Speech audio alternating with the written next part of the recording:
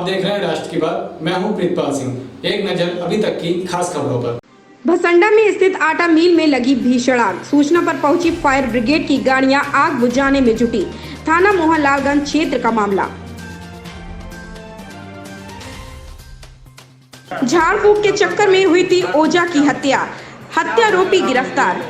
हलिया थाना की व स्वाट एसओजी की संयुक्त टीम द्वारा ग्राम लोकापुर में हुई ओझा की हत्या का पर्दाफाश करते हुए 2 आरोपियों को गिरफ्तार किया गया, जिसका मुख्य कारण ओझा द्वारा भूत प्रेत का चक्कर बताया गया। निर्धारित कार्यक्रम के तहत शनिवार को पुलिस लाइन स्थित मनोरंजन कक्ष के सभागार में आयोजित प्रेस वार्ता में पत्रकारों को अपर पुलिस अधीक्षक संजय कुमार वर्मा द्वारा बताया गया और साथ ही पत्रकारों के माध्यम से एएसपी ने सभी व्यक्तियों को सचेत रहने की अपील की। हत्या का खुलासा हुआ है, ओझा की हत्या हुई थी। क्या वजह था वो हत्या करने की? कितने लोग गिरफ्तार हुए? देखिए, दिनांक 19 फरवरी को एक हत्या हुई थी, जिसमें एक लल्लू बिंद नाम का आदमी, लगभग 62 वर्षीय व्यक्ति की हत्या हो गई थी। हत्या सर पे चोट पहुंचाई गई थी, जिसकी वजह से हुई थी। और उसमें तमाम तरह के हम लोगों ने पुलिस का प्रयास किया। बाद में प्रयास से और पूछताछ से ये संज्ञानित हुआ कि व्यक्ति ये चूँकि गांव में जो ओझा शोखा वाला काम होता वो करता था, काफ़ी वर्षों से किया करता था वो। और कुछ गांव के लोगों को आशंका हो गई कि ये ओझा शोखा दूसरे का भूत लेकर के हमारे ऊपर चढ़ा देता है, जिससे उसी आशंका में, मिसकंसेप्शन में मैं कह सकता हूँ, उस भ्रम में आ करके और काफ़ी उससे दुश्मनी उसके दिमाग में चढ़ गई थी, जिसकी वजह से 2 लोग, संतोष बिंद और कल्लू बिंद ने मिलकर, जो उसी गाँव के निवासी हैं, लोकापुर थाना पड़री जनपद मिर्ज़ापुर, ने मिल करके उसी दिन रात में हत्या कर दिया था। उसको मोबाइल लेकर चले गए थे।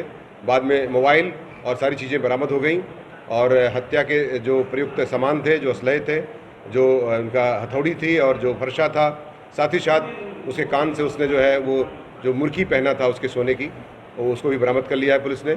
और इन्होंने अपना जुर्म कबूल भी कर लिया है। इसकी वजह से हम लोगों ने इसको विधिक साक्ष्य में उसको एक्सेप्ट भी किया है तथा विधिक कार्रवाई करते हुए 302 आईपीसी के तहत हम इसको जेल भेजने की कार्रवाई कर रहे हैं।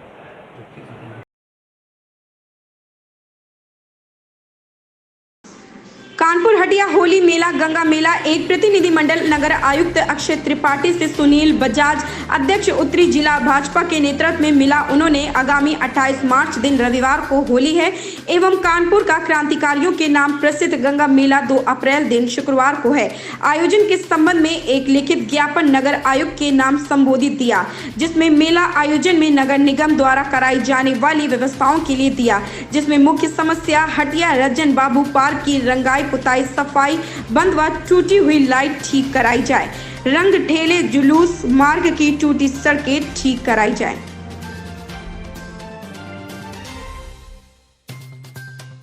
जरूरतमंद बच्चों के बीच शिक्षण सामग्री वितरण।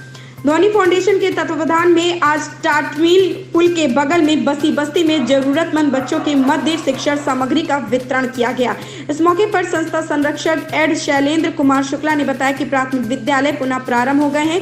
कोरोना महामारी की वजह से विद्यालयों में पढ़ाई लगभग 1 वर्ष बाधित रही। अब जबकि प्राथमिक विद्यालय पुनः शुरू हो गए हैं, ऐसी स्थिति में धोनी फाउंडेशन द्वारा छोटे बच्चों में पुनः पढ़ाई के प्रति रुचि जगाने के लिए शिक्षण सामग्री का वितरण किया गया। इससे पूर्व धनी द्वारा काशीराम कॉलोनी आवास विकास हंसपुरम में भी शिक्षण सामग्री का वितरण किया गया था। धोनी फाउंडेशन द्वारा आज लगभग 100 बच्चों के मध्य शिक्षण सामग्री का वितरण किया गया। समाज में शिक्षित महिला की भूमिका समाज और देश का सही विकास। महिला दिवस के उपलक्ष्य में गेजिंस क्लब में महिलाओं के व्यक्तित्व के विकास के लिए कार्यशाला का आयोजन स्नेहा गुप्ता के नेतृत्व में किया गया। कार्यक्रम के बारे में जानकारी देते हुए मीडिया प्रभारी कंचन सिंह ने बताया कि president Sangeeta, singer, secretary Arpana, Dimple Gargi, Ruby व अर्चना ने दीप प्रज्वलित कर कार्यक्रम की शुरुआत की। समाज में शिक्षित महिला की भूमिका समाज और देश का सही सच्चे अर्थों में तभी विकास हो सकता है जब देश की नारी शिक्षित हो। आज पढ़ी लिखी महिला घर से लेकर व्यवसाय और अन्य कार्य क्षेत्रों में अपना मुकाम काम से हासिल करे। इस विषय पर चर्चा की गई। महिलाओं को शिक्षित करना और उन्हें शक्ति देना बहुत महत्वपूर्ण है।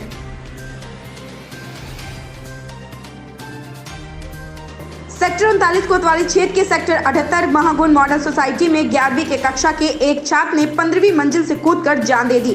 सुबह जब सोसाइटी के लोग वॉक पर निकले तब उन्हें घटना की जानकारी मिली। सुरक्षा गार्डों ने पुलिस को मामले को सूचित कर परिजनों को इसके बारे में बताया। छात्र संयम 17 के कमरे से सुसाइड नोट नहीं मिला है।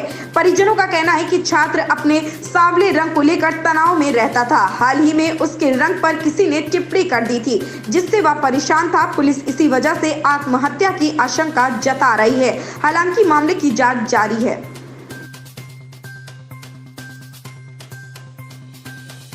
पंजाब के जालंधर जिले में एक व्यापारी की गोली मारकर हत्या कर दी गई। आरोपियों ने 5 गोली मारकर व्यापारी को मौत के घाट उतार दिया। वारदात जालंधर की प्रीतनगर के सोडल रोड का है। आरोपी इतने बेखौफ थे कि वारदात के बाद छाती ठोक कर कहा कि हमने बदला ले लिया। पुलिस ने दोनों हमलावरों की पहचान पुनीत व लल्ली के तौर पर की है। घटनास्थल पर से मिली जानकारी के मुताबिक करीब 2 महीने पहले गुरमीत टिंकू हमला करने वालों के घर गया था।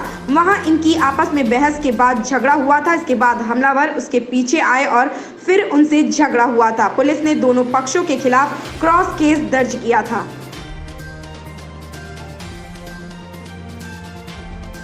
अगर आप गर्मियों में घूमने की योजना बना रहे हैं तो हम आपको श्रीनगर की कुछ ऐसी जगहों के बारे में बताने जा रहे हैं जहां आपको अद्भुत एहसास होगा। ये वो स्थान है जहां चिलचिलाती गर्मी में भी ठंड और सुकून मिलेगा। पृथ्वी के स्वर्ग की गोद में बसा श्रीनगर अपने आप में बेशुमार सौंदर्य को समेटे हुए है, जिसका मुख्य आकर्षण ढल झील और नागिन झील है। इन झीलों से श्रीनगर के आसपास के पहाड़ों का मनमोहक नजारा देखते हुए पर्यटक सुध बुध को खो देते हैं। मुगल गार्डन तो मुगल खूबसूरती की मिसाल है। यहाँ आपको कई मंदिर भी मिलेंगे जो कला की दृष्टि से बेहद अनुपम है। श्रीनगर में चश्मे शाही है, यहाँ पानी निकलता है। कहा जाता है कि इसमें औषधीय तत्व है। छोटे पर्दे की छोटी बहू रुबीना दिलैक बिग बॉस 14 का खिताब अपने नाम करने के बाद बेहद खुश हैं। रुबीना ने बिग बॉस के घर में निक्की तंबोली, राहुल वैद्य, राखी सावंत जैसे कलाकारों को टक्कर देते हुए ये खिताब अपने नाम किया। अब इस जीत के बाद से वो लगातार जश्न मनाती नजर आ रही हैं। अपनी जीत के लिए रुबीना ने कई बार फैंस को धन्यवाद भी किया और लाइव आकर उनसे बात भी की। हालांकि अब उनका एक वीडियो वायरल हो रहा है जिसमें रुबीना का व्यवहार देखकर यूजर्स उन्हें ट्रोल कर रहे हैं। बीते 6 मार्च को श्रीदेवी की बड़ी बेटी और धड़क अभिनेत्री जानवी कपूर ने अपना 24वां जन्मदिन मनाया। इस मौके पर उन्हें तमाम रिश्तेदारों, दोस्तों और करीबियों ने बधाई व शुभकामनाएं दी। इस बीच उनकी कजिन बहन सोनम कपूर द्वारा विशेष अंदाज में दी गई बधाई चर्चा में है। ये थी अभी तक की खबरें। नई और ताजा खबरों के लिए कल आपके साथ फिर मुलाकात होगी। तब तक के लिए धन्यवाद।